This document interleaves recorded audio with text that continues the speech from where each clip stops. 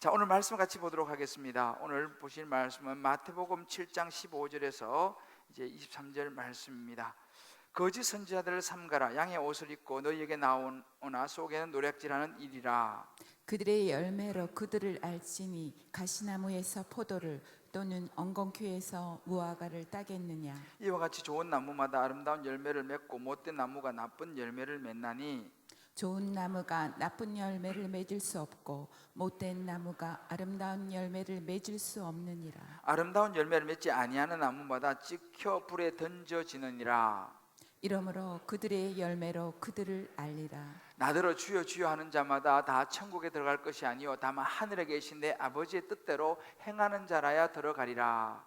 그날에 많은 사람이 나더러 이르되 주여 주여 우리가 주의 이름으로 선지자 노릇을 하며 주의 이름으로 귀신을 쫓아내며 주의 이름으로 많은 권능을 행하지 아니하였나이까 하리니. 다 같이요. 그때 내가 그들에게 밝히 말하되 내가 너희를 도무지 알지 못하니 불법을 행하는 자들아 내게서 떠나가라 하리라. 아멘. 우리가 이제 산상순의 이제 거의 마지막 부분에 와 있습니다. 우리 지난 몇 달 동안 예수님께서 팔복을 이제 시작으로 산상순의 말씀을 주셨는데 이제 예수님께서 오늘과 또 다음 주 이제 마지막 이 중요한 두 비유를 통해서 이제 산상순 전체 메시지들을 이제 정리를 하시고 계십니다. 특별히 오늘 우리가 본 이 본문은 나무와 그의 열매에 대한 그 비유인데요. 좋은 나무는 좋은 열매를 맺는다라고 하는 아주 쉽고도 단순한 진리를 예수님께서 말씀하고 계십니다. 참 예수님은 이렇게 단순하게 말씀하시는데 우리는 이 단순한 말씀이 때로 어렵게 느껴지기도 하는 것 같습니다. 왜냐하면 우리 안에 있는 여러 가지 생각들이 많이 있기 때문에 단순한 메시지지만 그것이 우리에게 또 각자가 받아들이는 부분들이 조금씩 다르기 때문이 아닌가 이런 생각을 해보게 됩니다. 제가 이제 이 말씀을 묵상하는데 제 마음에 탁 떠오른 그 글 한 소절이 생각났습니다. 아마 여러분들도 이제 가정의 달이 되고 하면 이 글의 제목을 들어보셨을 텐데 어머니는 그래도 되는 줄 알았습니다 라고 하는 이 글이죠. 이게 딱 떠올랐습니다. 이렇게 시작하죠. 하루 종일 밭에서 죽어라 힘들게 일해도 어머니는 그래도 되는 줄 알았습니다. 찬밥 한 덩어리로 대충 부뚜막에 앉아 점심을 때워도 어머니는 그래도 되는 줄 알았습니다. 한겨울 냇물에서 맨손으로 빨래를 방망이질해도 어머니는 그래도 되는 줄 알았습니다. 배부르다 생각 없다 식구들 다 먹이고 굶어도 어머니는 그래도 되는 줄 알았습니다. 이렇게 쭉 이제 나가는 그렇죠. 근데 마지막에 이런 구절이 있습니다. 어머니는 그러면 안 되는 것이었습니다. 이렇게 이제 마무리가 되는데요. 이 소절이 생각이 났어요. 그러면서 이 말씀 묵상을 하면서 이렇게 이제 제가 한번 적어 보았습니다. 신앙생활은 그래도 되는 줄 알았습니다. 그저 주일 예배 드리고 주여 주여 기도하며 살면 되는 줄 알았습니다. 주의 이름으로 가르치고 귀신도 쫓아내고 주의 이름으로 이런저런 일을 하는 나는 죄인이 아닌 줄 알았습니다. 나는 정말 깨끗한 줄 알았습니다. 나는 정말 좋은 신앙인인 줄 알았습니다. 나는 좋은 나무인 줄 알았습니다. 알고 보니 그러나 그것이 전부가 아니었습니다. 나빠서가 아니라 의도적이어서가 아니라 살다 보면 나도 모르게 그렇게 속는 것이었습니다. 기복적으로 신앙도 나 중심이 되고 내가 잘 되고 내가 주인공이 되어서 신앙생활하는 것, 신앙생활은 그래도 되는 줄 알았습니다. 이건 그냥 제가 한번 써본 겁니다. 이 말씀을 이렇게 묵상하면서 신앙생활이 그래도 되는 줄 알고 해왔던 그런 제 모습들이 또 보이고 그래서 이렇게 생각을 해봤는데 우리 그 교회에서 한 성도님의 그 간증을 제가 지난주에 이제 보았습니다. 나는 몇 년 전부터 예전과 달리 남편에게 건강을 챙겨주기 위해서 열변으로 설득을 하지 않는다. 강요도 하지 않는다. 물론 예전의 방법이 옳다 할 수는 없다. 그리고 일견으로는 좋은 게 좋은 것이지 굳이 싫다는데 강요를 할 필요가 있겠는가라고 합리화할 수 있겠으나, 그 마음의 중심에는 남편으로부터 받은 상처가 있기 때문인 것을 하나님은 알고 계신다. 잔소리도 애정이 식어진 것이다. 이런 내 마음의 등자는 심지가 불량이어서 기름을 부어도 빛을 밝힐 수가 없으며 무늬만 멋있는 신앙인이지 속은 비어있는 가짜인 것이다. 나의 이기적이고 오늘 하나님께서는 나의 이 부분을 예리하게 깨우쳐 주시며 회개하고 돌아서라고 하신다. 나의 이기적이고 인색한 믿음은 가짜라고 분명하게 말씀하신다. 남편에게 복종하는 것이 마땅하다고 하신다. 남편은 사랑의 대상이지 믿음의 대상이 아니므로 남편의 인격이 아닌 권위와 질서에 순종하라고 하신다. 이제 나는 내일을 알 수가 없는데 인생의 후반을 가짜를 버리고 진짜 신앙인으로 살아야겠다. 하나님의 복을 받은 하나님의 사람으로서 그 복을 나누고 흘려보내는 축복의 통로가 되어야만 하겠다. 하나님 앞에서, 말씀 앞에서 정직하여 자녀에게 본을 보여야겠고, 하나님의 방법인 사랑으로, 말씀으로 가정을 세우고 자녀를 세워 나가야겠다. 중보로서 이타적인 기도와 기도의 지경을 넓혀서 나라와 민족과 교회 공동체를 위한 팔복의 기도를 더 많이 해야겠다 라고 하는 간증입니다. 제가 이제 간증을 쭉 읽으면서 우리의 그 정말 신앙들을, 또 저 자신의 신앙을 다시 한번 돌아보았습니다. 우리 자신이 그래도 좋은 신앙인인 줄로 생각하면서 살아가고 있다는 것이죠. 어찌 보면 저도 이만하면 그래도 괜찮은 좋은 목사 아닌가라고 생각하며 살아가고 있지만, 실상은 가짜일 수도 있다라는 것이죠. 주님이 말씀하시는 신앙보다는 내가 생각하는 신앙의 삶을 살아갈 수가 있다는 것입니다.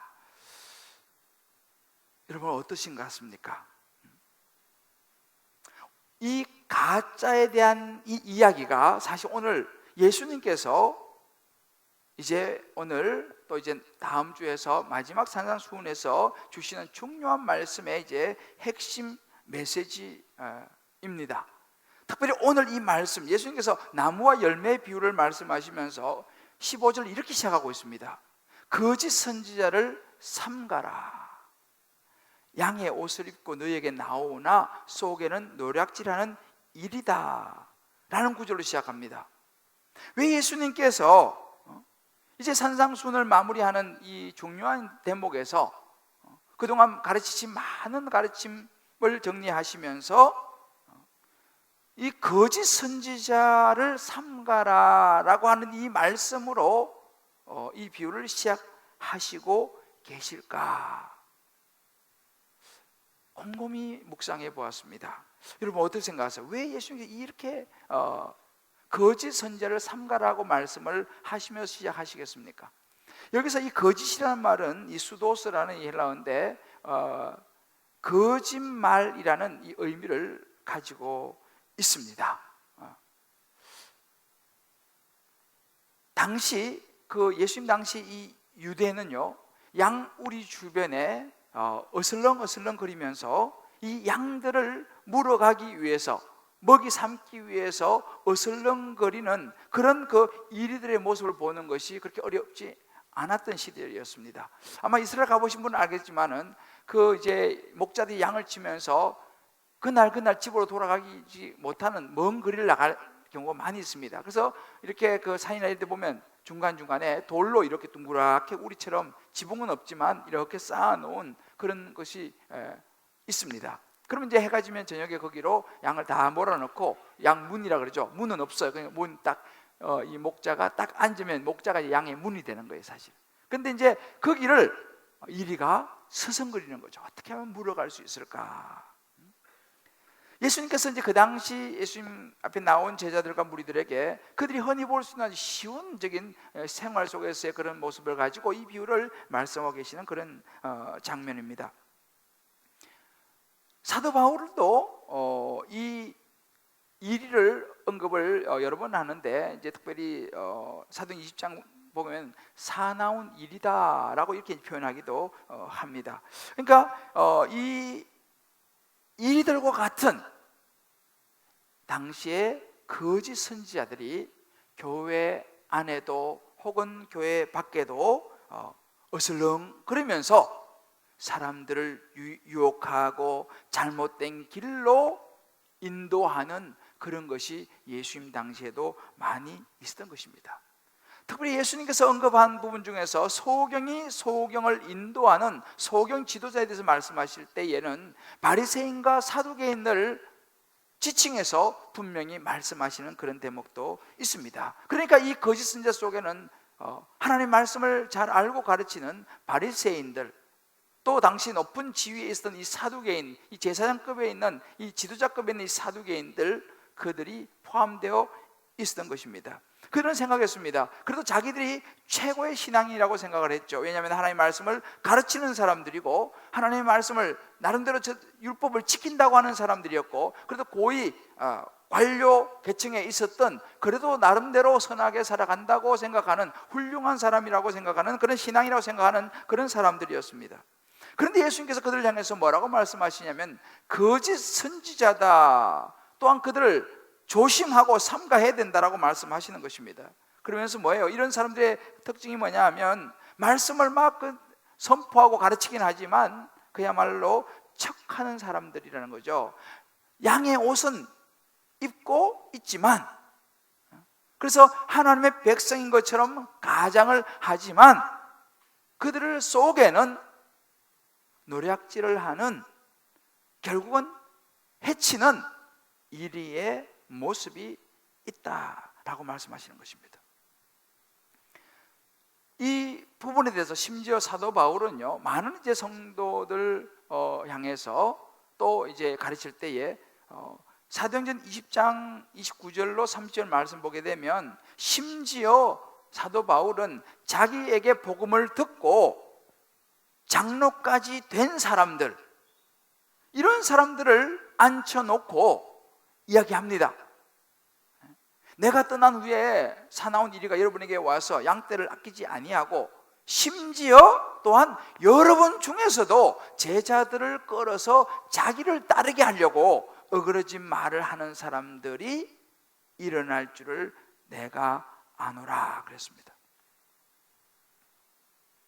굉장한 충격적인 이야기입니다.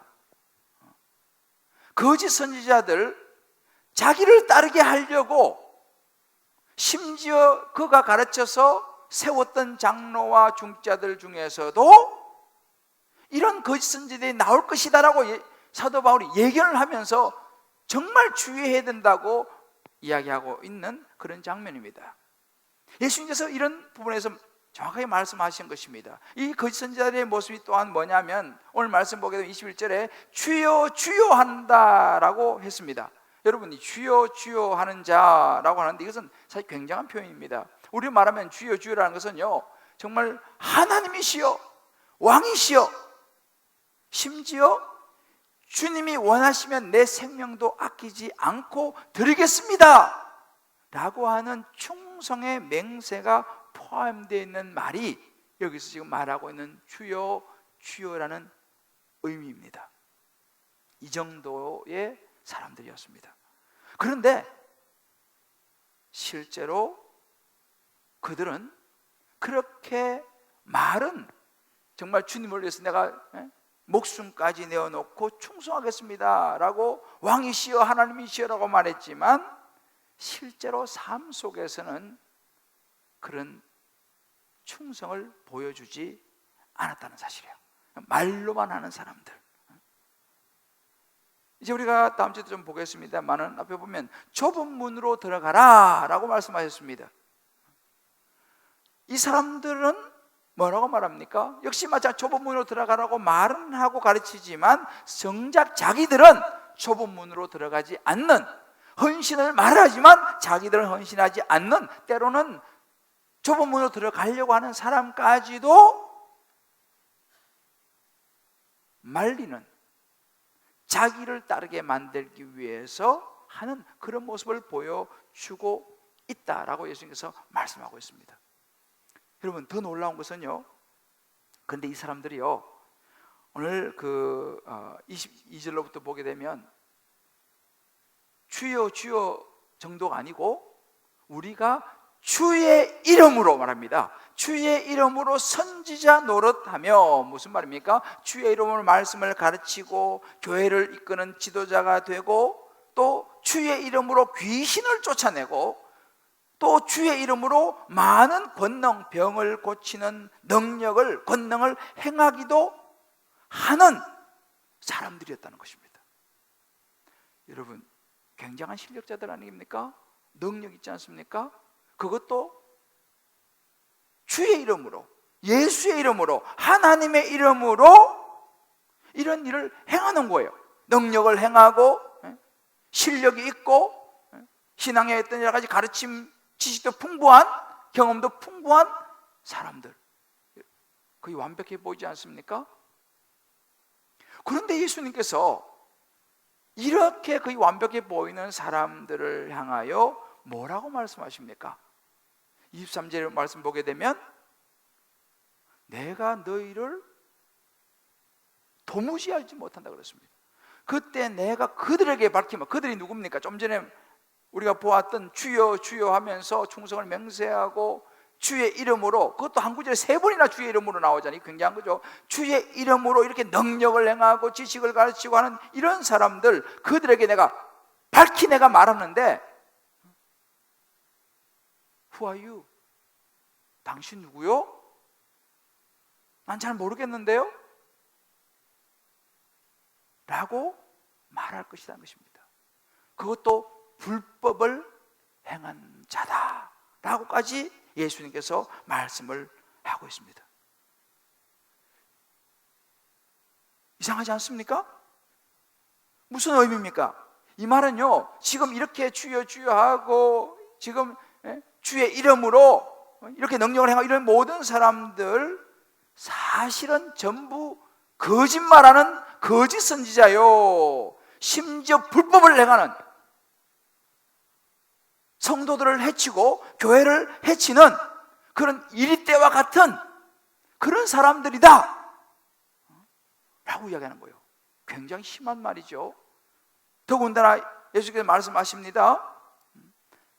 앞으로 말세에 교회 안에 이런 일이 많이 일어나게 될 것이다 라고 말씀하셨습니다. 여러분, 이 말씀은 굉장히 우리가 귀담아 듣고 보아야 될 말씀입니다. 이제 그 말세가 바로 저와 여러분이 살아가고 있는 지금 이 시대입니다. 지금 우리가 살고 있는 이 시대에 그런 거짓 선지자, 그런 거짓말하는 사람들, 그런 사람들이 심지어 교회 안에서 또 교회 밖에서 세상에서 많이 일어나게 될 것이다 라고 예수께서 말씀하셨습니다. 거짓 교사들이죠, 거짓 지도자들이죠, 심지어 거짓 목사들이죠, 심지어 거짓 가짜 그리스도까지 등장하는 시대가 올 것이다 라고 말씀했습니다. 지금 우리가 살고 있는 시대가 사실 그런 시대입니다. 오늘날도 우리가 사실 그런 사람들이 교회 안에도 혹은 교회 밖에도 세상에도 많이 있다는 것을 우리가 알아야 합니다. 예수님께서 말씀하십니다. 너희가 그런 거짓 가짜 선지자들 정말 삼가해야 되고 조심해야 된다라고 말씀하시는 거예요. 어찌 보면 내 자신이 그런 거짓 선지자의 자리에 설 수도 있다는 것도 우리가 생각해야 됩니다. 그런데 특징이 뭐냐면요, 대체로 능력이 있고 실력이 있고 학위가 있고 교회에서도 중요한 자리에 앉아 있고 존경받는 사람이고, 겉으로 볼 때는 거의 완벽한 사람들입니다. 주의 이름으로 모든 능력을 행하는 사람들이죠. 그런 사람이기 때문에 현혹되고 따라가기 쉽다는 것이죠. 예수님이 말씀하시는 거예요. 너희들은 겉만 보아서는 안 되고 정말 그 내면의 실상을 보아야 된다. 양의 옷을 입고, 무슨 이야기입니까? 양의 옷을 입고 있지만 진짜 이 양인지 일인지를 분별을 하는 것이 너무 중요하다고 예수님께서 말씀해 주고 있다는 사실이에요. 제가 어제 그 신문을 보니까 우리나라에 무슨 소라넷이라고 하는 그 인터넷 사이트가 있다 그래요. 근데 이게 뭐 한국 최대의 그 음란 사이트인데, 그게 이제 여러 가지 이제 뭐 많은 문제를 일으키게 해가지고 이제 거기 경찰에서 그걸 폐쇄하고 이제 그것을 만든 사람을 추적을 했는데, 그 만든 사람이 누구냐고 밝혀졌는데 보니까 그 만든 부부가요 서울대 출신이더라는 것입니다. 얼마나 이 사람들이 똑똑하고 교모하게 했는지 지금도 이제 경찰이 추적해서 공항에서 통과하는데 불구하고 이 사람들이 벌써 머리를 다 써가지고 영주권을 딴 데서 얻고 이래가지고 체포하지 못하는 지금 그런 상황이다고 신문 기사가 났더라고요. 그래도 한국에서는 가장 똑똑한 사람들이 간다고 하는 학교 출신이더라는 거예요. 얼마나 머리가 좋은지 모르는 것입니다. 그런 좋은 머리를 가지고 돈만 벌면 된다라는 이것을 가지고 수많은 사람들을 음란에 빠뜨리는 사람들이 최고의 학벌을 가진 사람들이라는 것이죠. 여러분, 우리가 가만히 보면요, 똑똑한 사람들, 지식이 많고 학벌이 있고 어떤 사회에서도 지도층, 좋은 자리에 있는 사람들, 이런 사람들이 사실은 가짜 거짓 선지자가 될 가능성이 많다는 거예요. 교회도 마찬가지입니다. 머리 좋은 사람들, 똑똑한 사람들, 아주 날카로운 사람들, 성경을 잘 아는 사람들, 훈련을 많이 받은 사람들, 가르치는 자리에 있는 사람들이 그럴 수 있다는 것을 예수께서 말씀해 주시는 거예요. 그래서 오늘 여러분들 중에서 나는 뭐 그렇게 똑똑하지도 않고 뭐 학벌도 별로 그렇고 나는 그렇다, 그런 분들 좀 안심하셔도 돼요. 여러분들 뭐 거짓 선지자들 별로 소망이 없어요.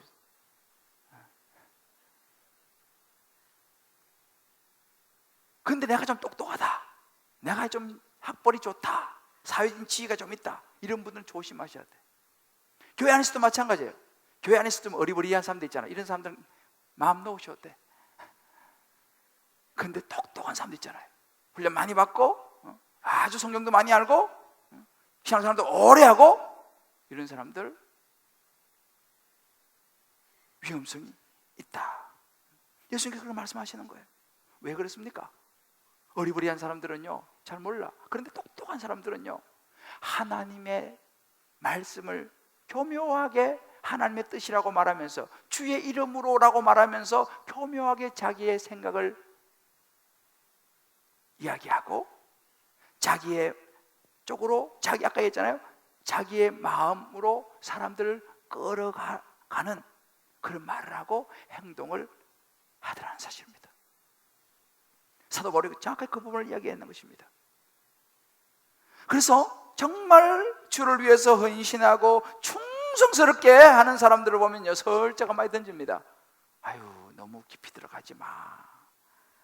너무 깊이 들어가면 다쳐. 적당히 해. 나도 옛날에 그거 다 해봤어.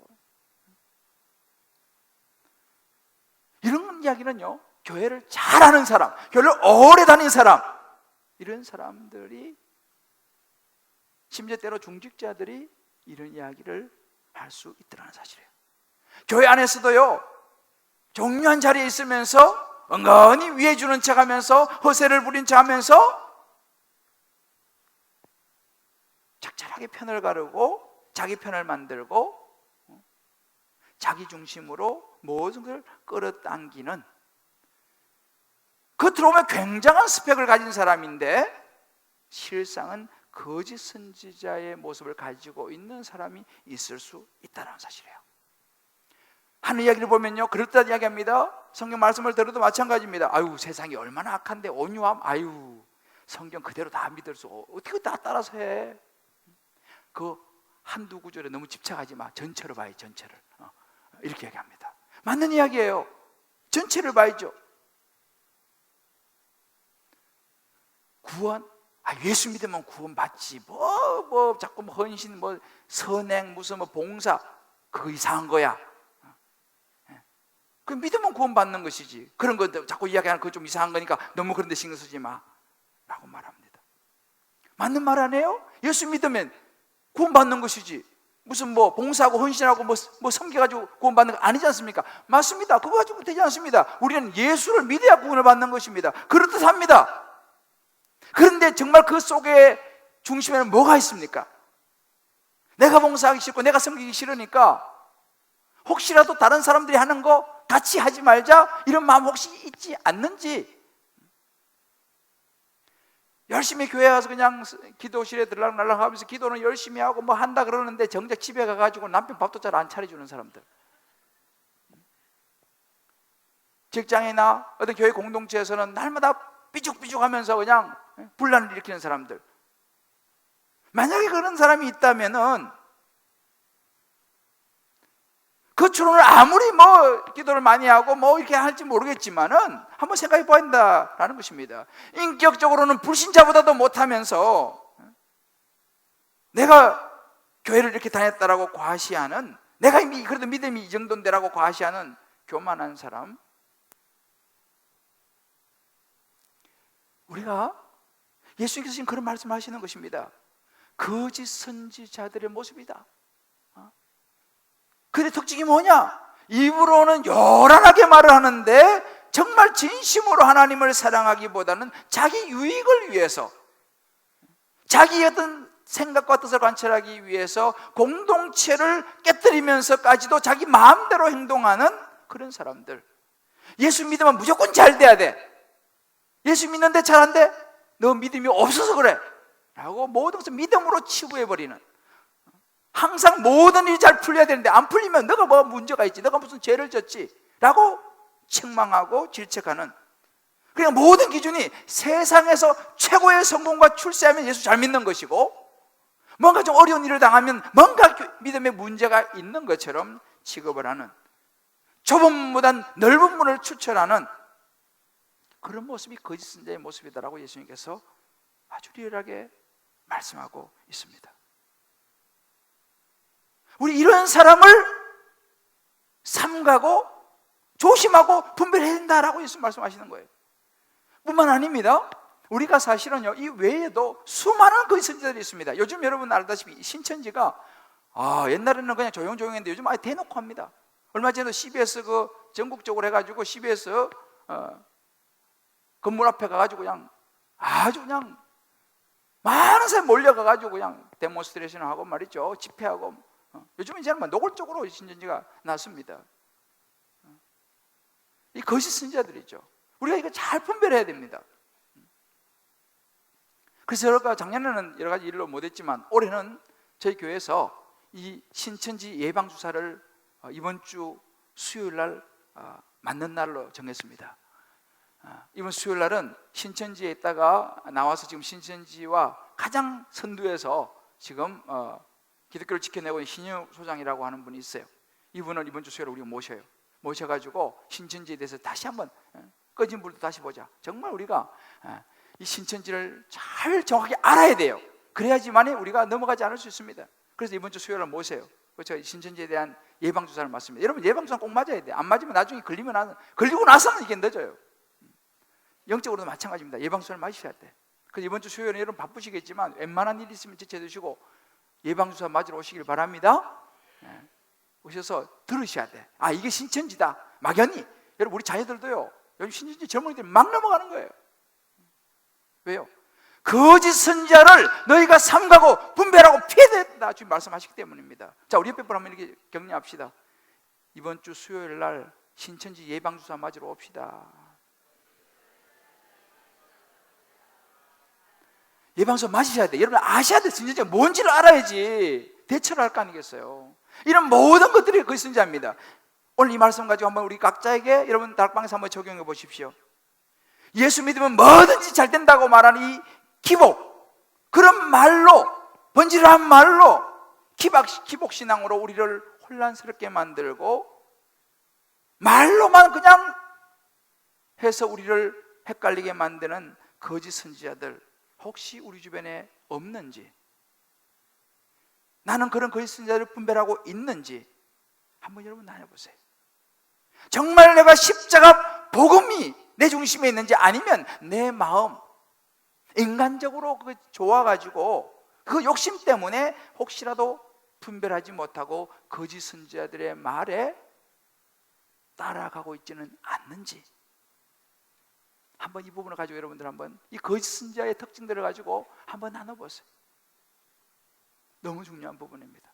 그렇다면 우리가 좋은 나무, 좋은 열매가 되기 위해서 우리가 예수님께 말씀한 중요한 한 가지가 있습니다. 속지 말아야 할 신앙의 모습입니다. 예수님께서 정확히 말씀하십니다. 속지 말아야 된다. 어떤 신앙의 모습이요? 내 신앙의 모습, 혹은 다른 사람의 신앙의 모습, 속지 말아야 돼요. 그래야지 좋은 나무가 되고 좋은 열매를 맺을 수 있다는 사실입니다. 이걸 우리가 분별해야 됩니다. 예수님께서 뭐라고 말씀하십니까? 16절, 20절 두 번이나 말씀하십니다. 그들의 열매로 그들을 알지니 라고 그랬습니다. 이 열매가 무엇입니까? 물론 오늘 이 본문에서는 그 열매가 무엇인지 구체적으로 이야기하고는 있지 않습니다만은 우리는 그 의미를 아는 것이 어렵지 않습니다. 말로만 신앙생활 고백, 신앙 고백 중요합니다. 그게 없으면 아무것도 안 되죠. 그러나 고백으로 끝나는 것이 아니라 그것이 행함으로 그 고백이 증명되어야 한다는 것, 이것이 열매라는 것이죠. 좋은 나무라는 것은 열매로 알 수 있다는 것, 무엇보다도 하나님의 뜻을 행하는지 행하지 않는지를 보면 안다는 것입니다. 그래서 진짜 제자와 가짜 제자는 무슨 차이가 있느냐? 신앙 고백만 하는 사람 가짜일 수도 있는 것입니다. 그러나 이 신앙 고백이 그들의 삶 속에서 행함으로 나타난다면 그 사람은 진짜 제자다는 것입니다. 그런데 이 부분에 있어가지고 우리가 말로 고백하는 건 중요하지만 자칫하면요, 자기도 속고 남도 속일 수 있다는 사실이에요. 여러분, 말하는 건 어렵지 않지 않습니까? 말로. 물론 심지어 어떤 사람들은 이 행함도요 교묘하게 꾸며댈 수 있습니다. 그렇잖아요?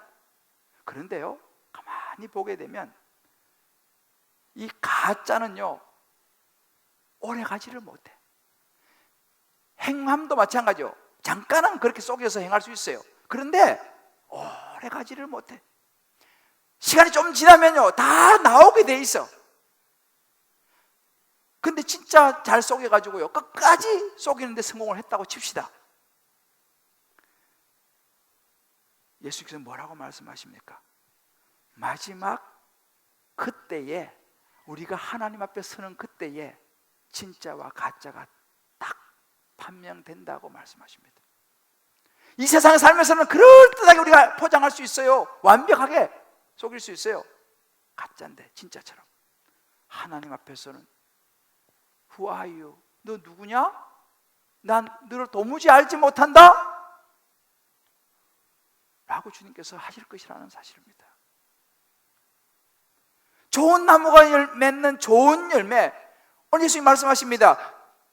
겉으로 보이는 세상적인 출세, 돈 많이 버는 거, 좋은 지위를 얻고 올라가는 거, 물론 그런 부분들도 넓은 의미에서 하나님의 은혜와 복이라고 할 수 있습니다만은 지금 여기서 예수께서 말씀하시는 이 열매라는 것은요 그런 외적인 이런 스펙 이런 것보다도 성령의 열매를 너가 얼마나 맺느냐, 성령의 9가지 열매가 너의 삶 속에 나타나느냐, 너의 신앙 인격의 열매가 있느냐, 너의 성품과 행동의 영역에 있어서 정말로 예수님을 믿고 너의 신앙 고백을 따라서 변화가 있느냐? 너의 가르침을 받고 그 가르침 속에 하나님의 뜻이 나타나느냐?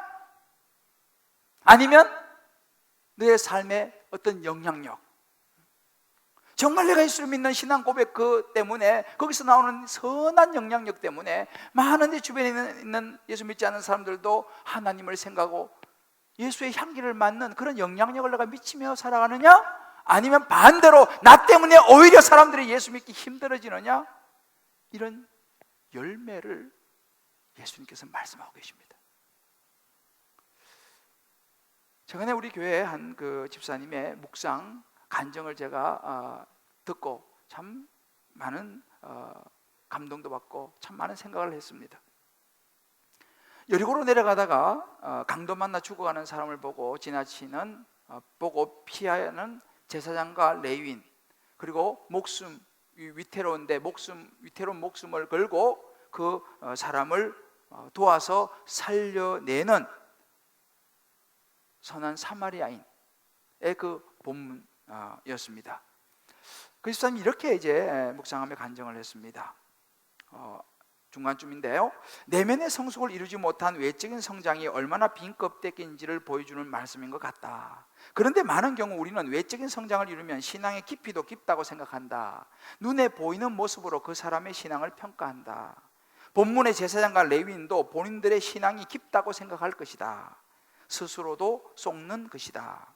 나는 지난 2013년과 2014년 2년 동안 주님 기쁨지의 기자로 섬겼다.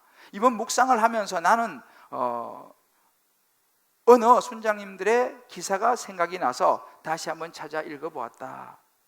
그분들은 초창기 제자훈련, 사역훈련이라는 수식어를 달고 있었고 깊은 신앙심을 가지고 있는 것처럼 보였다. 한 집사님은 초대 안수 집사로서의 본인의 역할에 대한 글을 썼다. 글은 나무랄 데가 없었고 신앙심은 깊어 보였다. 뭔가 대단해 보이는 처음이라는 타이틀, 깊이가 있어 보이는 신앙인의 모습처럼 보였다. 하지만 그분들은 지금 어디에 있는가? 실제로 나 역시 주님 기쁨의 교회에서 새가족 모임, 제자훈련, 사역훈련, 큐티시마반, 제자2 양육반을 모두 담임 목사님께 받았으니 학부 석박사를 마치고 포닥까지 하는 느낌이다. 그죠? 이렇게 나는 교회에서 많은 커리큘럼을 소화해내며 외적인 성장을 이루었다. 또한 지금 많은 봉사를 하며 성도들을 섬기고 있다.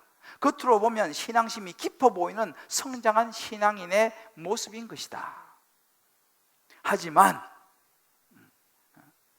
여기서도 중요하죠. 하지만 나의 내면적 성숙의 모습은 어떠한가? 오직 성령의 열매는 사랑과 희락과 화평과 오래 참음과 자비와 양성과 충성과 온유와 절제, 익숙한 말씀이고 나는 대부분의 시간 성령의 열매를 맺으려고 노력한다. 하지만 마음에 들지 않는 것이 있으면 금방 하나님을 상실한 마음의 불의, 추악, 탐욕, 악의가 가득한 자, 수군수군하는 자, 비방하는 자, 하나님께서 미워하는 자, 능욕하는 자, 교만한 자, 자랑하는 자, 악을 도모하는 자, 부모를 거역하는 자, 우매한 자, 배악하는 자, 무정한 자, 무자비한 자의 속사람이 나오려고 한다. 이것이 나의 내면의 성숙의 정도이다.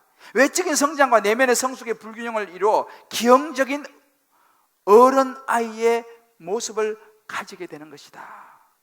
예수님은 너희도 이와 같이 하라고 하셨다. 예수님은 눈에 보이는 외적인 성장을 이룬 제사장과 레위인보다는 외적인 성장이 없어도 내면의 성숙함을 가지고 있는 어떤 사마리아인의 성령의 열매인 자비가 더 중요하다고 말씀하셨다.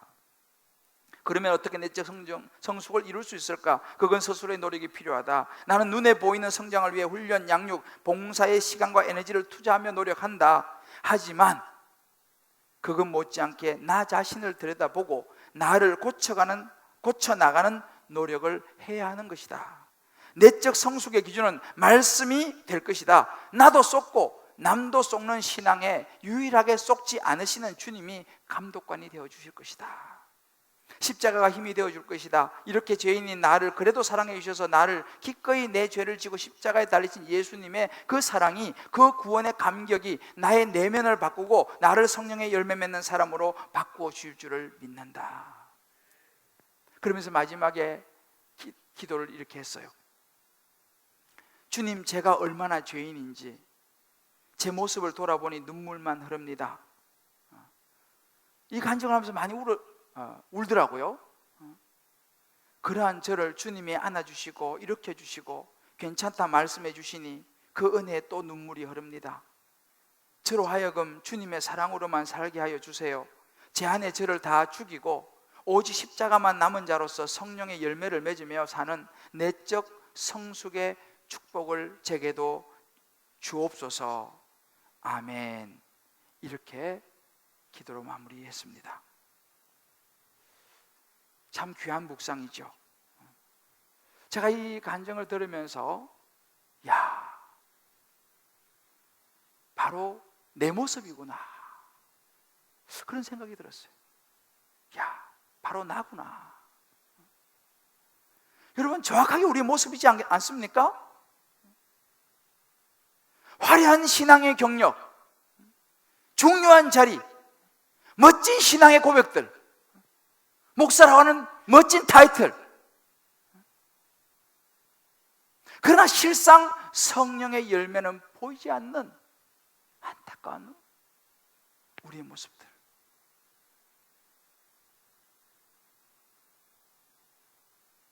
저와 여러분의 모습일 수 있다는 것입니다.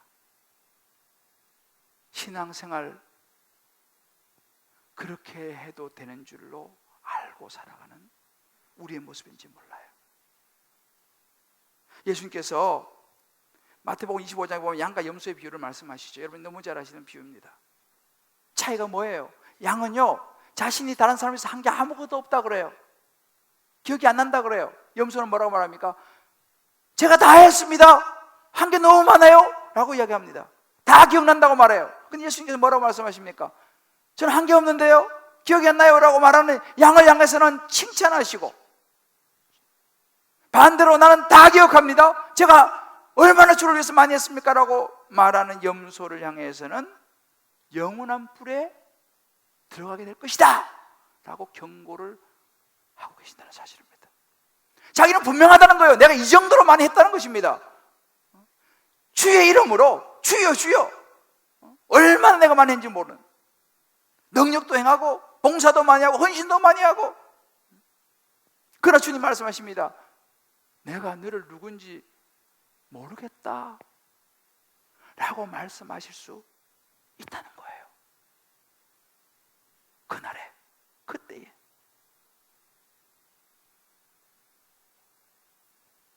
마지막에 예수님께서 심판하실 겁니다. 23절에 나오잖아요. 그때에 내가 너희를 도무지 알지 못하니 불법을 행하는 자들아 내게서 떠나가라.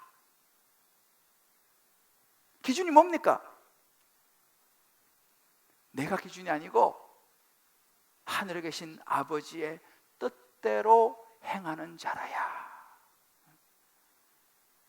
말만 하는 게 아니고 아버지의 뜻대로 행하는 자라야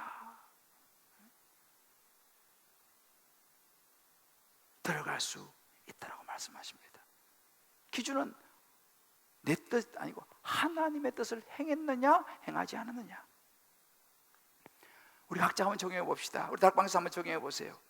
나는 혹시 거짓 선자와 같은 양의 옷을 입고 있지만 속에는 내 뜻대로, 내 생각대로, 내 마음대로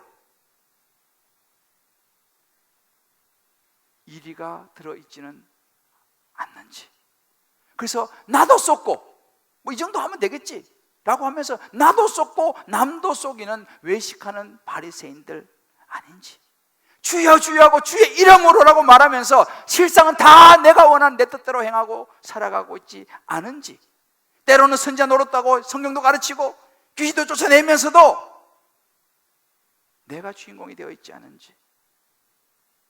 가신 나무와 은근키와 같은 열매를 내고 있지 않은지. 사랑하는 성도 여러분,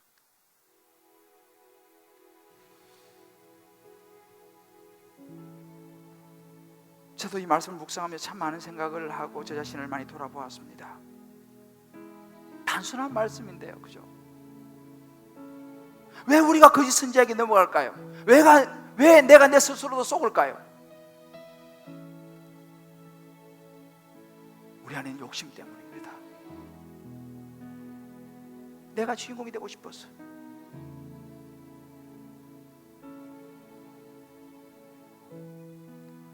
내가 그래도 이 정도 된 목사인데 이제 내가 그 정도 좀 누려도 되지 않느냐 하는 내 속에 있었던 그 욕심이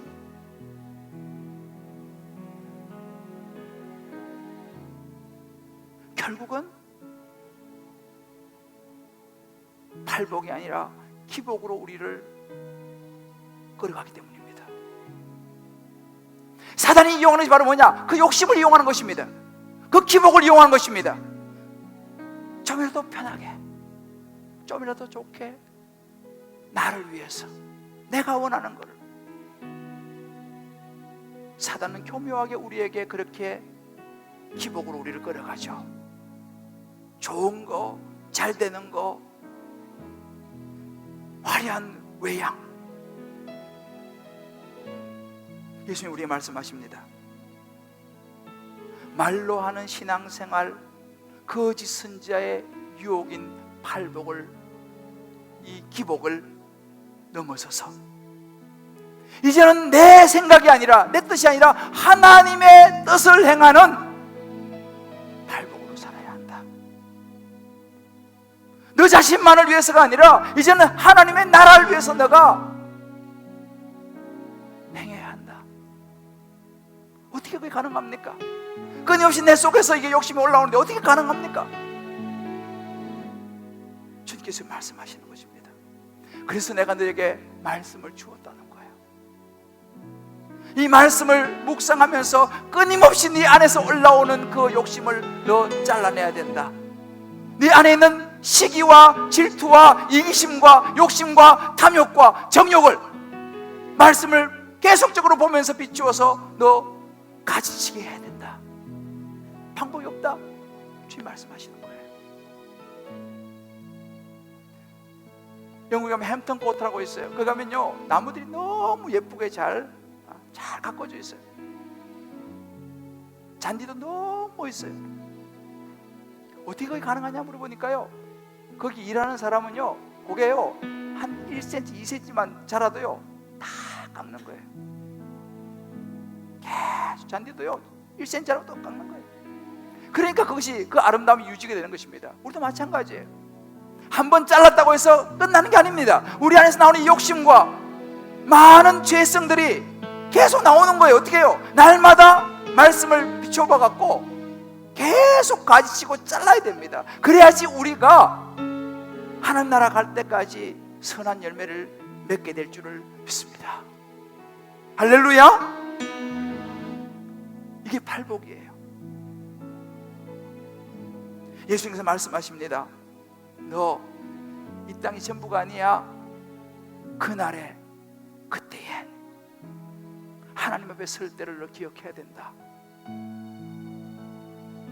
아버지 뜻을 행하며 하나님의 뜻을 이루고 행하기 위하여 날마다 말씀 붙들고 자신을 돌아다보면서 가지치게 하면서 나아가야 한다.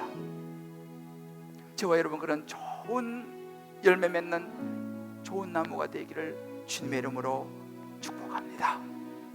주님 부르시는 거예요. 너는 좋은 나무냐? 우리 한번 스스로 물어보자. 나는 좋은 나무인가? 가정에서, 직장에서, 사회에서, 교회에서 나는 좋은 열매를 맺고 있는가? 우리 시간 여러분, 너는 시냇가에 심은 나무라 하나님의 사랑 안에 믿음 뿌리 내리고, 이 찬양 너무 짧고 단순하지만요 참 귀한 찬양이라고 생각합니다. 저와 여러분은 예수 그리스도로 말미암아서 생명을 얻은 시냇가에 심은 나무입니다. 하나님의 사랑 안에 믿음 뿌리 내리고 이제는 내 뜻이 아니라 하나님의 뜻대로 살아가야 될 줄을 믿습니다. 우리 찬양 우리의 마음으로 부르고 같이 한번 기도하겠습니다.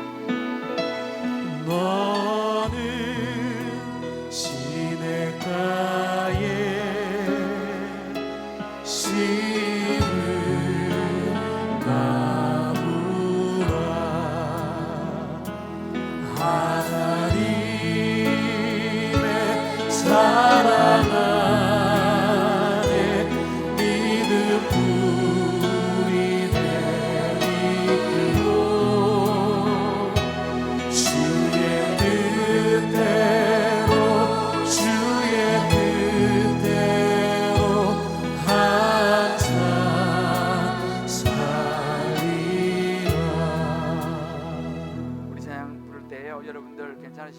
왼쪽 가슴에 한번 얹어봅시다.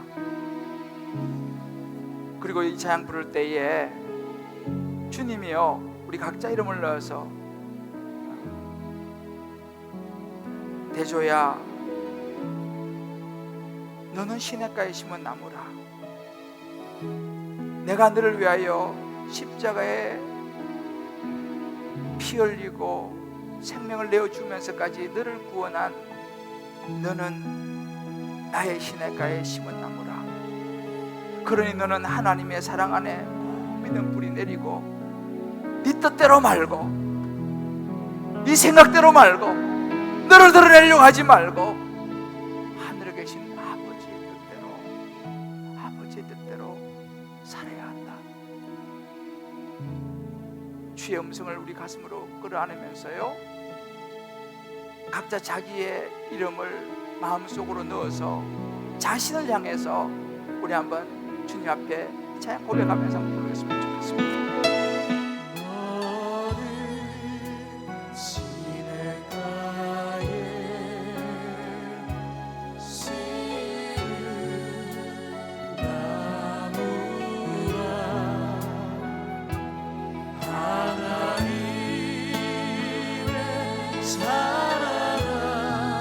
주님 그렇습니다.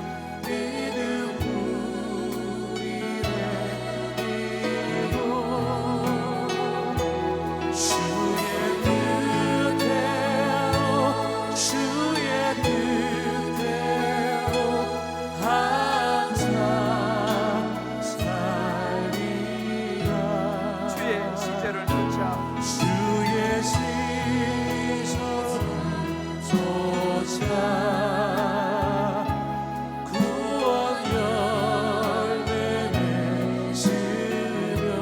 그렇습니다. 주님, 주님의 영광을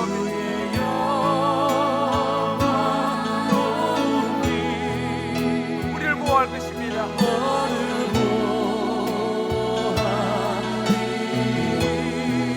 주님의 뜻대로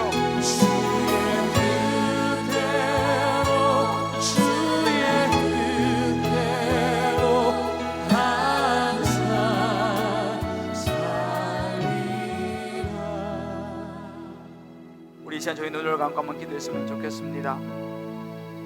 저와 여러분은 예수님을 통하여 생명의 시냇가에 심겨진 나무입니다. 그러므로 이제 우리 하나님의 사랑 안에 믿음 뿌리를 내려야 합니다. 내 뜻이 아니라 하나님의 뜻을 따라 살아야 합니다. 그러나 우리는 약하여 나도 모르게 이 정도면 됐지, 그래도 이렇게 신앙생활하면 이 정도면 잘하는 거지라고 생각하며 살았던 우리의 모습인지 모릅니다. 그 정도 그래도 이만한 목사면 되지 않았어 라고 생각하며 살아왔던 우리의 모습인 것을 봅니다. 이 시간 말씀 가운데 주시는 성령의 음성을 붙들고 우리 마음 깊은 곳에 주의 이름을 부르며 주님, 내가 이제 정말 주님 안에 믿음 뿌리 내리고 이제는 주님의 뜻 행하며 살겠습니다.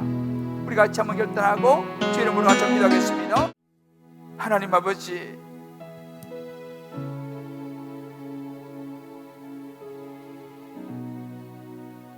신앙생활 이 정도 하면 되는 줄 알았습니다.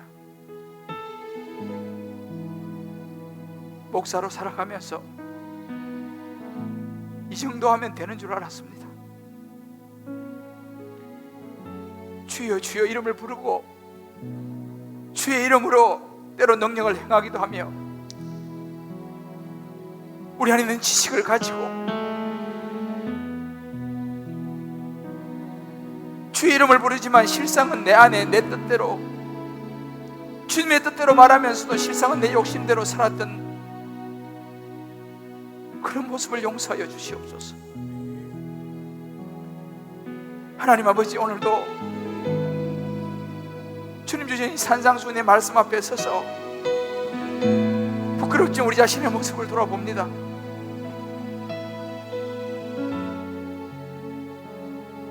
이제 말로만 신앙생활하는 거짓 선자들의 유혹에 넘어가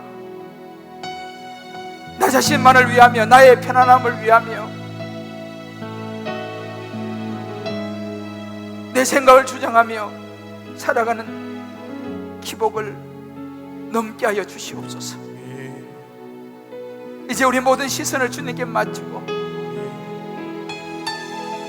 내 생각이 아니라 하나님의 생각과 내 뜻이 아니라 하나님의 뜻에 우리의 마음을 맞출 수 있는 우리의 신앙의 삶이 되게 하여 주시옵소서. 그래서 아버지 원하시는 팔복의 삶으로 십자가의 시냇가에 심은 나무 되어 하나님의 사랑 안에 믿음 뿌리 내리고 주의 뜻대로 살아가는 우리가 되게 하여 주옵소서. 그래서 마지막 그날에 하나님 그때에 염소의 자리가 아니라 양의 자리에 서서 하나님과 함께 영원한 아름다운 천국을 누릴 수 있는 우리 모두가 되게 하여 주옵소서. 좋은 나무 되어 예수님의 좋은 열매를 맺게 하여 주옵소서. 예수님의 이름으로 기도합니다. 아멘. 우리 시간 다 자리에 일어나시면서 우리 옆에 분께 한번 축복합시다. 성도님은 하나님의 시냇가에 심은 나무입니다. 성도님은 하나님의 시냇가에 심은 나무입니다. 하나님의 기뻐하신 열매를 맺으며 살아갑시다. 하나님의 기뻐하신 열매 맺으며 살아갑시다. 할렐루야. 네. 우리 시간 이 말씀을 마음에 새기고요, 세상에 나가서 참 거칠지 않아요. 세상이요, 여러분들 힘들고 어렵지만 잘 승리하시고 또 넘어지시면 또 다시 나아오셔서 또 주님 말씀 붙들면 됩니다. 성령께서 우리를 도와줄 줄을 믿습니다. 아멘. 나의 갈 길 다가도록 예수 인도하시니 우리 찬송 같이 한번 마음으로 한번 부르고 축도하겠습니다. 나의 갈 길 다가도록 예수 인도하시니 내 주 안에 있는 그 유 어찌 의심하리요.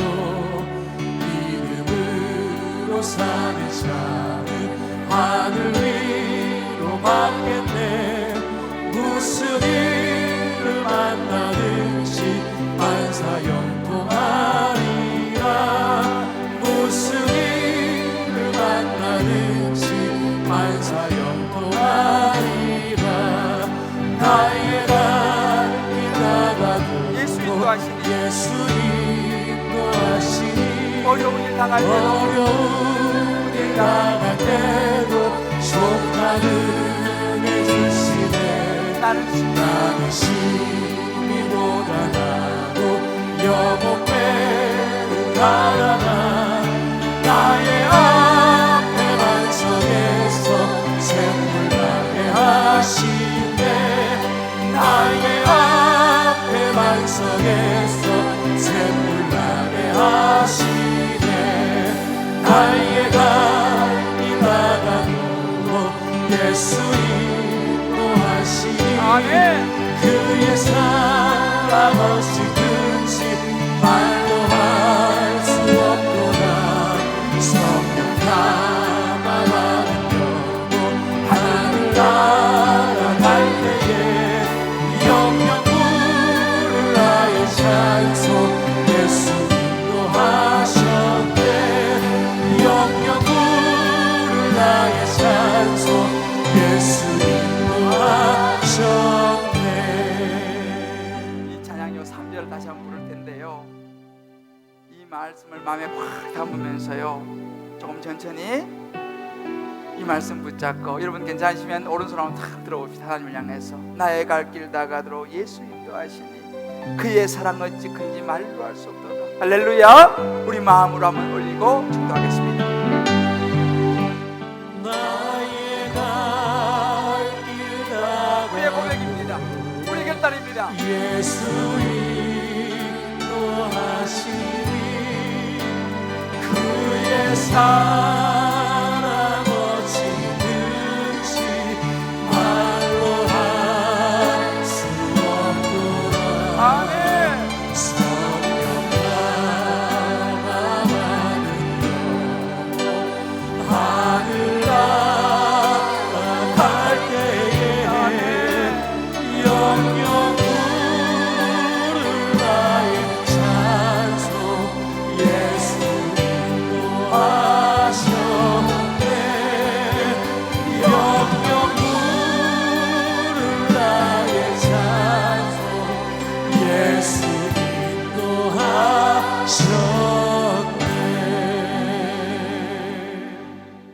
이제는 우리 주 예수 그리스도의 크신 은혜와 우리 하나님의 무한한 사랑하심과 성령의 인도하심이 오늘 이제 예수님께서 주셨던 이 말씀을 마음에 담고 이제는 내가 말로 하는 신앙생활, 거짓 선자의 기복을 넘어서 하나님 나라에 마음을 두는 행함의 팔복으로 살아가리라 결단하는 귀한 믿음의 식구들 한 분 한 분 머리 위에 저희들 사랑하는 자녀들, 사랑하는 아내, 남편, 부모,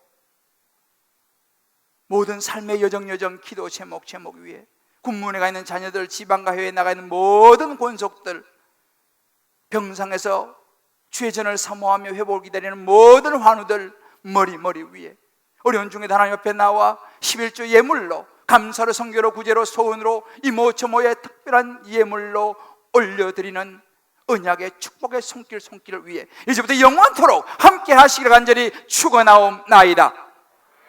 아멘.